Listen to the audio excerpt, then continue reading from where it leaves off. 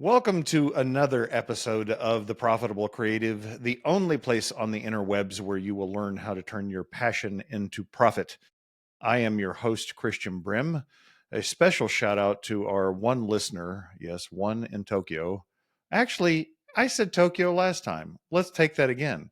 Special shout out to our one listener in Washington, Virginia. Never been to Virginia. I've been to Washington, both the DC and the state, but never Washington, Virginia. Hopefully, I can get there. Joining me today is Jeremy Bishop of Influencer Club. Jeremy, welcome to the show. Appreciate it. Thanks so much. And I actually just got back from Tokyo, so shout out to that Tokyo Nice. listener. It's on my bucket list for sure. I'm trying to talk my wife into it. She doesn't like traveling that far, but I'm like, you're not getting any younger. And everybody that I've spoken to that have been to Japan said it's like top shelf, top tier, top destination. Have to go. What was your experience? Yeah, 10 out of 10. So excited to book another trip back. Well worth the long travel. I Yeah. understand that can definitely be rough. It was a bit of, bit of jet lag and kind of getting into the groove of things. Overall, I mean, Tokyo, the city was absolutely incredible, very inspiring. We could do an entire, 2, 3 hours So on was that. this business or pleasure that you went to? It was pleasure. Yeah. Nice. Myself, my wife, that was actually that was the honeymoon, was Very nice. Japan for 2 weeks. Yep. Well, that's interesting because a dear friend of mine got married in October, and that's where they honeymooned was Tokyo. So Nice. interesting. Yeah. Yeah. Really great time. So, for the benefit of our listeners, Jeremy, give us the brief introduction to who you are and what you do. Sure. Well, hey, everybody listening. Great to meet you. My name's Jeremy Bishop. Started as an entrepreneur when I was about 19 years old. I got introduced to a company and had an opportunity to represent a product and build an affiliate network. This is kind of where I had my first little tiny bit of success. And I built this affiliate network of like 5,000 people. And after a few years, I get a phone call, and basically the company had a problem, and they shut down overnight. Ouch. And so I was sitting there and I looked back and I was like, man, if I could have done one thing more, I would have focused on building my name just as much as any company or product or service that I represent. Mm. And so that led me down this mission, this path, this journey of, I guess, what we would call now kind of personal branding, right? And so, all things considered, growing your own name, growing your reputable brand, your credibility through social media, and everything that can come along with that. And so, fast forward 6, 7 years later, now we have Influencer Club, and was very fortunate to have a mentor that in my early 20s that helped people like Patrick Bet-David and Grant Cardone and Damon John, Kevin O'Leary. He helped these individuals go reach their first, 1 million plus followers on their social media and build a really strong brand. And so that's what I spent a lot of time in reinvesting in myself and my business in my early 20s. And now we have Influencer Club, where we help hundreds of other high performers do the same, build a really strong personal brand for themselves. I was watching, I think it was on Netflix recently, a biography on Martha Stewart. And I don't know if you are old enough to remember Martha Stewart, but I didn't became aware of her right before she got really big because I wasn't her target market, clearly. But my wife sure knew who she was. The interesting part of that story was that one was that she was a billion-dollar brand, and the first one to really in the modern age accomplish that. And that was fascinating to me because it was like, what exactly is the value here? Well, it's her. And the second thing was the when she took her company public, a lot of the investment bankers were real shy on the deal because it was all centered around her. And like if something happened to her reputation, then the whole thing collapsed. And they were a little Right. prescient in that because that's exactly what happened. I guess what you're talking about is creating little mini Marthas. Yeah.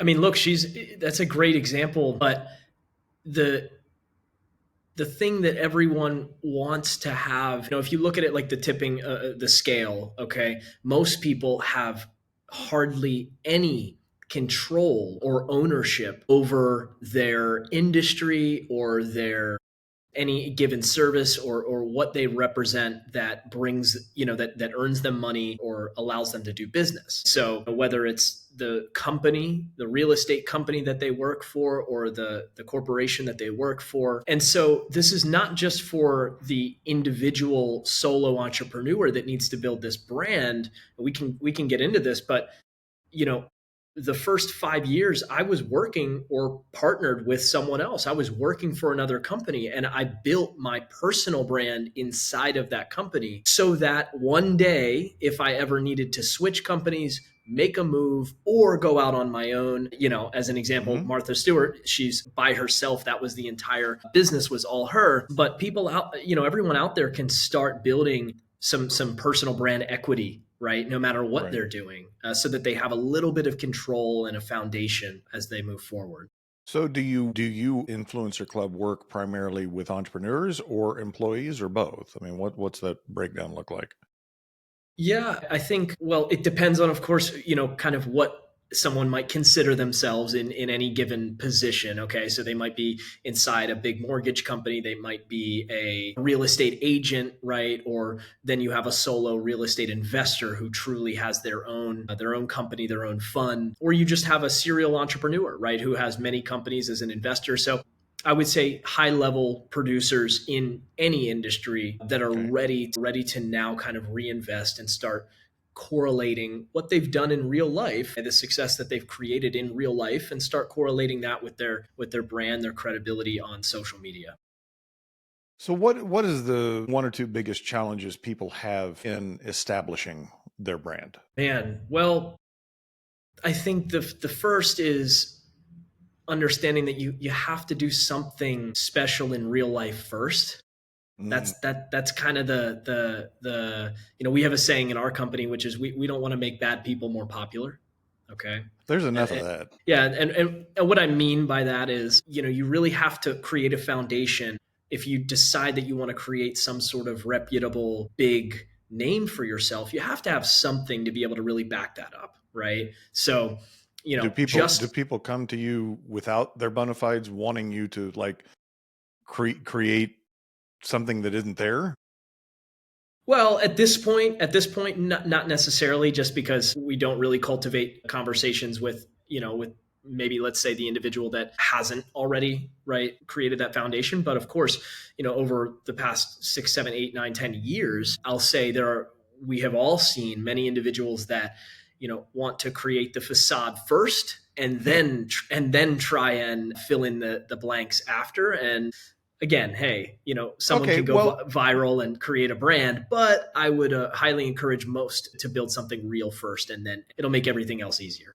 that's kind of interesting because you look at, people like the Kardashians or to a lesser extent, Paris Hilton, people that became famous for being famous, Yeah, and versus a Damon John who had, bona fides before he became really popular. I mean, or exactly. a household name.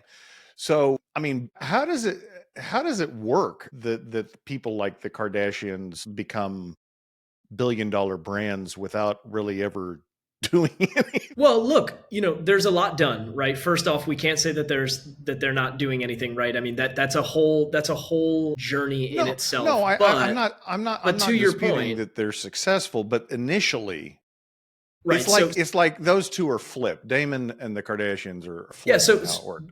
there's two foundations, right? And this is exactly what um, you know people have to be clear on. Is on one hand you have the 1%, 0.0001% of what could happen. Okay, Right.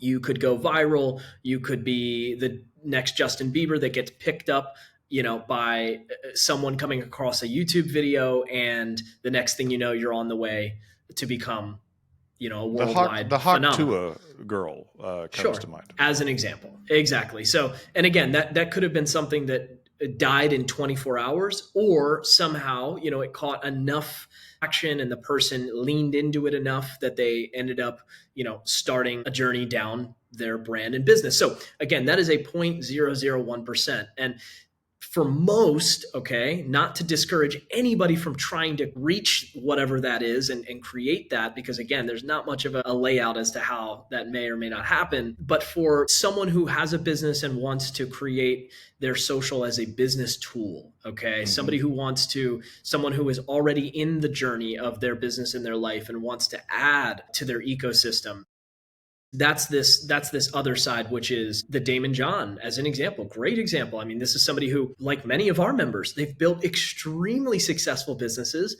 and they have zero social media presence. They're not being invited to the interviews, they're not being invited to the speaking events. They don't have some, high level of credibility on Instagram or any platform, but they have a massive company and they've done some incredible things, right? That's most people. Even if you are a even if you're worth $100 million, there are still individuals that go and hire a team, build this thing, and grow and put money behind it and push it. So those are kind of the two different things. So there's the 0.001%, going viral for a reason that could be luck mixed with timing, all of these things. Right. And then there's building and growing, for the purpose of growing a business tool and building the brand. And so yeah, those are certainly two different journeys. I have a colleague who's very successful, and he and I were talking about this podcast. He's not in the creative industry at all. He's in IT. And he's like, well, tell me about it. And I was like, well, I should have you on the show, joking. And he goes, well, why would I want to do that? And I'm like, well, for popularity. And he goes, I popularity is a tax. He said, like, I don't want popularity. I don't, and it's true, because like he is very secretive. Like there's no public persona of him anywhere, and that's the way he wants it. So how would you convince him that he needs to build a social brand? Yeah, I probably wouldn't. And I think Okay. that's kind of the really important conversation that everybody has to have with themselves is, what is the goal? Why? Why would you want to do something like this, or whatever this is, right? Grow the brand, grow your name. If you can find a clear and strong reason, okay, that's what's going to pull someone to actually do things that they need to do to have a successful brand inside of their business, inside of that kind of ecosystem. So, you'll hear people say things like, it's not worth it, it's a waste of time, I don't see an ROI. You know, these all correlate to not having a clear or big enough end goal that would pull someone to do those certain things, right? So for that individual, it just simply might not be in the cards, and it might not make sense whatsoever for them to do it. Or one day there might be a goal that shows itself. As an example, maybe he doesn't own his own company, maybe he works for a big corporation right now, but one day, No, you he know, owns the company. Like now, oh, and okay, and perfect. and I, but he's one of those people, like he got in trouble because he had an event for his customers, and it was a CEO event. And he, the CEO of his company, didn't show up. And like the feedback at the event was, this is a CEO event, but the CEO of the company is not here. And so like he begrudgingly went the next year. So like maybe it's a social aversion. Maybe he just doesn't like people. I don't know. So my head of revenue, when she started, she's huge on brand, and since we published the book and launched the podcast, she's started talking to me about my personal brand. And initially, I was very resistant to that idea. And it was probably more along the lines of I don't like self promotion. um, I I was raised with a value system that, like, if you're good, other people will talk about you. You don't need to talk about yourself. That's kind of been my value. But talking to my business coach about it, he kind of reframed it and is like, if you're trying to accomplish your goal of helping creatives with their businesses, don't you want more people to know about you? And I'm not 100% there yet. I still have some mental block around it, but I'm starting to see the value to the cause, to the purpose, not to me personally. So if you were going to pitch me on why I need to use Influencer Club, what would that conversation look like? Yeah, I think we would, I would start by asking about those goals that you have in the business, right? And a lot of people's answers are very contradictive.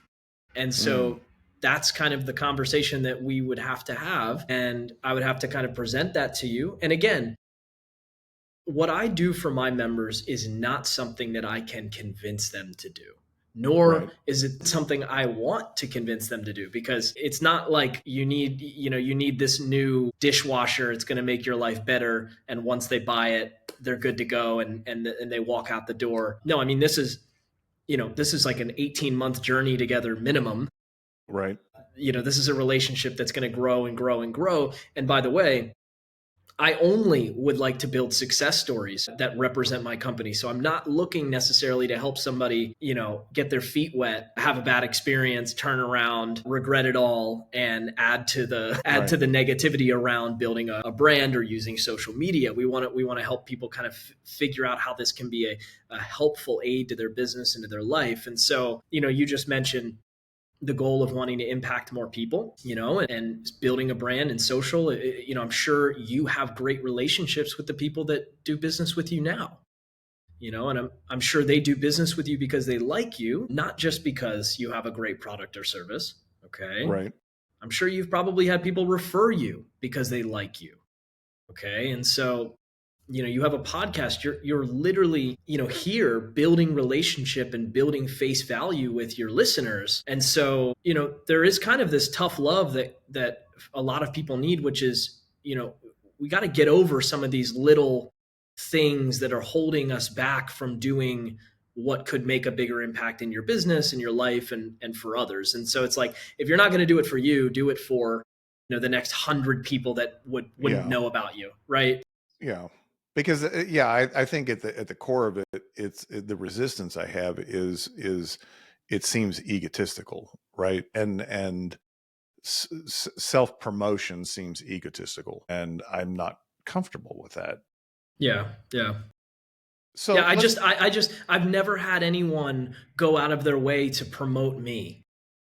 You Mm, understand? And even when you mentioned you said you had a great line, which is, if I'm great, others will see it. I think about my mentors and my grandfather. He's 96 years old, and maybe years ago, in his little hometown of Delaware, if you're great, people will see you, and they'll find you. Maybe that was the case. Now, there are people out there that are terrible at what they do, and they are better known than you are. yeah. Yeah, and yes, and maybe that's a little bit of it too. My hesitancy is that, and I think this is a valid question. Like, if you're going to put yourself out there and promote yourself, then you better be able to deliver the goods, right? I mean, Sure. the worst thing would be to promote something that isn't real. To your point of making, because I'm thinking there is a tax group which will go unnamed, but they're extremely popular on social channels, and we've kind of been spying them along the way, and some of the stuff is just flat out fraudulent.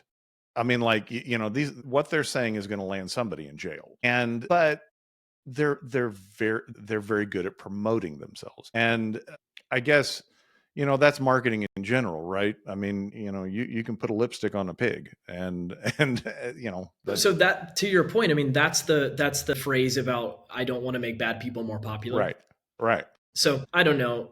For anybody listening, you can take this with a grain of salt, but I do believe that if your intention is to go do great business and make an impact, and it could be any industry, okay? It doesn't need to be launching a rocket into space and all of that. You can do great business just by entering the marketplace. You have a little bit of responsibility to, Mm, if there's so much of this BS out there, yeah. then really the one guy who has something special, you don't want to self promote, and you're going to let all the rest of. So, I mean, I've literally watched tax strategy companies grow massive brands, become extremely popular, show up to every single networking event, and dominate on social media doing the wrong things for many Hmm. years. And then at one point they just shut down. They couldn't, there wasn't enough business, it wasn't real, and it died, because that's what happens to a lot of things that aren't real, right? So you let that kind Yeah. of have its journey and have its life.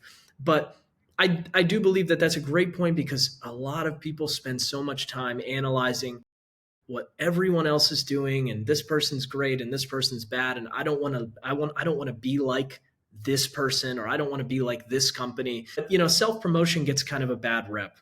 Self promotion comes in many forms. Okay, self promotion is this podcast. Self promotion is True. all of the great clients that have amazing things to say about you. Yeah.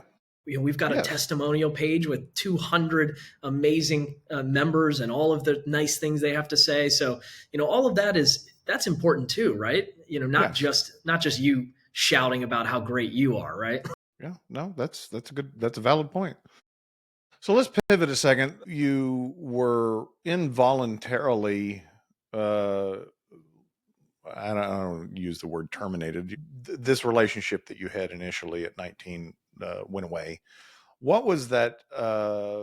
What was that like, making that transition to being on your own? Well, it wasn't a light bulb moment. It Hmm. was definitely a slow burn. It was okay. For anybody that's out there and young in business, I was in the mindset of, man, this is going to be a company I'm going to be with, forever, Right. maybe. Right. So I learned very quickly. Okay. And I looked around and I was like, what do I still have? Okay. I have reputation with the people I've met. I have relationships with the people I've connected with and done business with. And it was through that network that I found my next partnership and venture with someone in that network, and moved into growing in helping others with their social media. And again, that's kind of what led down a really long path of personal branding and growth. And I went down to South Florida. But I didn't start my own company until many, many years later. Okay. And so, again, this journey of the personal brand was happening inside of more opportunities as you continue to grow and move forward. So my light bulb moment now, looking back, is I'm really glad that I did spend time focusing on building my name, even when you might say there was no point, because I Hmm. wasn't a solo entrepreneur at the moment. I didn't own my own business and then decide, okay, this is now important. I kind of started building that so that no matter what happened, I'm kind of building my own home over here that I can always Right. come back to, right? Yeah, I hope that gives Yeah. anybody a So, little insight. did you start out, when you started your company, did you start out doing personal branding? And I mean, or was that something you came to Yeah, after you started? I was in a previous partnership, and had grown a company with another guy, and in South Florida, and again had the privilege of working around a lot of the people like around Grant Cardone, Hmm. and a lot of these individuals. We helped some pretty big names grow to their first large numbers and brand, and so I had built a lot of relationships through that time period. And when it was time to kind of make a decision and make a move and go out on my own, my wife and I started our companies, and continued on, and better created a better service, and something that we owned. So that was my follow-up question, is that you decided that you wanted to do it yourself because you wanted the independence, or you saw a better mousetrap, a better way to do it? Yeah, all things considered, one of the biggest real motivators was I didn't like the way that clients and individuals were being treated. Mm, In this previous partnership, and in that position, it's tough, because I only have so much control, I only have so much say, and so I left in a time period where I would have earned more money that year than I ever had right, before. Right, right. the company was doing revenue wise extremely well. But it didn't feel too good, right? And so Hmm. there was a point where that move and transition had to be made. Yeah, it's interesting the number of guests that I've had that have left. Some knew from the outset that they wanted to start a business. Some were forced into it because of life changes. And then others left really good jobs or situations, even like changing, they had one business and then they switched to another, and left money on the table in doing so. Was that a mental challenge for you? Was that tough to do? Yeah. Yeah, absolutely. I mean, it was tough to come to terms with the fact that, this relationship that I had built with this other individual after many years, you know, I mean, we had, again, I was more or less the VP of this company, Hmm. and we had become extremely close. I mean, we were best friends. I mean, we ran this thing from sun up to sundown and watched the company grow from a few $1,000s a month to 300,000 400,000 a month in revenue by the time that I walked away. But things change, with the times and with the growth. And so, it's tough to come to terms with some of that. I had to have some really tough conversations with myself and with my now wife. And, again, sometimes it takes a fresh pair of eyes from the outside looking in to just kind of, you know, help you see what you might already know is there and Hmm. happening. And so, I was pretty aware of just, kind of the tough stuff that I was dealing with. And you know what? I was really, really great at dealing with problems and challenges and when clients were having bad experiences. So Right. one of my skills, not that I want to use it for bad, is to have and build really great relationships with people. And so I noticed towards that tail end that, this, I don't think this is for the better. So yeah, it was Did tough. It was did really tough. did something change with your partner, or was it that they weren't who you thought they were? No, something was changing. Yeah, something changed. It's really a shame. I mean, this is an individual that once we broke off the business relationship, I haven't spoken to in Right. 6+ years. But yeah, something changed. Hey, maybe it was a growing pain. Maybe it's a growing phase, and hope for the best later on. But at that time, yeah, it was definitely a pretty clear indicator. Your parents teach you right and wrong. It's just that Hmm. simple, right? And so, the more time I'd spent in that environment, I would have been leaning further and further and further over to over the edge. So yeah. Yeah. Well, kudos for you identifying that and making that choice. I want to say something because you mentioned owning your own business, becoming this entrepreneur that, there's this big excitement around starting your own company. Hmm. And if you've ever heard someone like Gary Vaynerchuk talk about this, I love his message because you don't have to be the individual that has to start a company to have incredible success and to be in the best position. And so, me leaving and having to start my own company, look, there are a lot of things that we can talk about that are big challenges that I did not have when I was a Yeah. part of that, when I was in that previous partnership. Okay. I had it, in fact, I was in a great position. I did what I did best, and I, earned my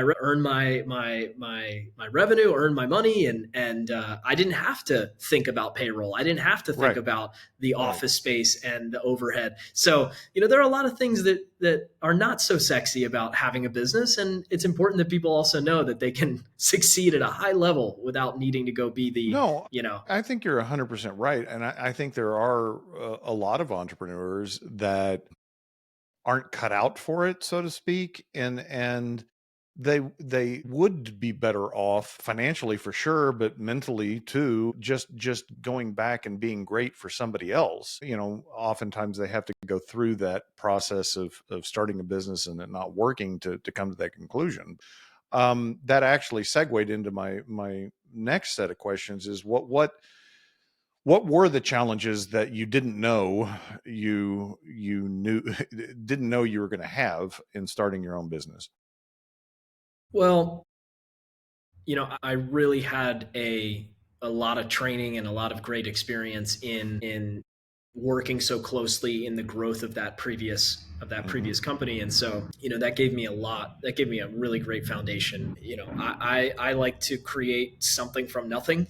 I Hmm. really enjoy that process. It's fun. It's an art. And again, like you said, not everyone can wake up not knowing how they're going to get X, Y, and Z done by the end Right. of the week, Right. and how they're going to make sure that there's food on the table and Right. money in the bank account. I enjoy that side. Actually, I think there was a week or two in that previous company where I was put on salary, and it was like, I mean, it was just the worst 2 weeks of my life. Right. So I hated it. I hated it. I hated it. I would rather not know what's going to happen for a potential incredible week or the worst week ever. Right. I want to experience that. And so, but that's just for me. But the challenges, yeah, I mean, again, it's like I'm gonna tell you, it was fun to figure these things out. It was fun to have zero business. In fact, we kind of made a test out of it. I remember telling my wife, "Hey, let's before we create a website and do all this fancy stuff that everybody likes to do when they start a company, I said, let's not do any of that until we at least just do our first 100 grand in revenue. Let's just do 100,000 in revenue real quick before we have a website. And let's just see if people are going to believe in us and believe in maybe our personal brand, social media. Let's just do any of that before we do anything else." And we did that before we even created a website.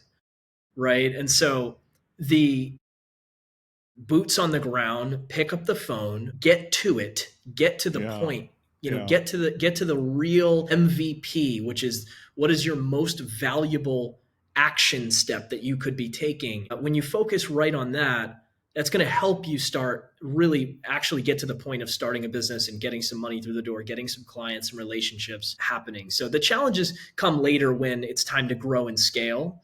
Okay. And you have to take care of a team of people, and you need to make sure that, yeah, you need to make sure that everybody's taken care of. That's a big responsibility. I wouldn't call it scary, but I mean it's a big responsibility, Can be. right? Yeah, it can be, yes. Yeah, well, no, I love that you started with first things first, because it's easy in business to get distracted by things that don't really matter. And it's I think there's a safety, an intellectual safety of dealing with those things that you can control. Like, so like I'm gonna go build a website because I know how to do that and I know what the outcome is going to be. But Yeah. if I start picking up the phone and soliciting clients and I'm just starting out, I haven't done it yet in the business, that's something you don't know what the outcome is going to be, and so you're naturally hesitant to do it. Yeah.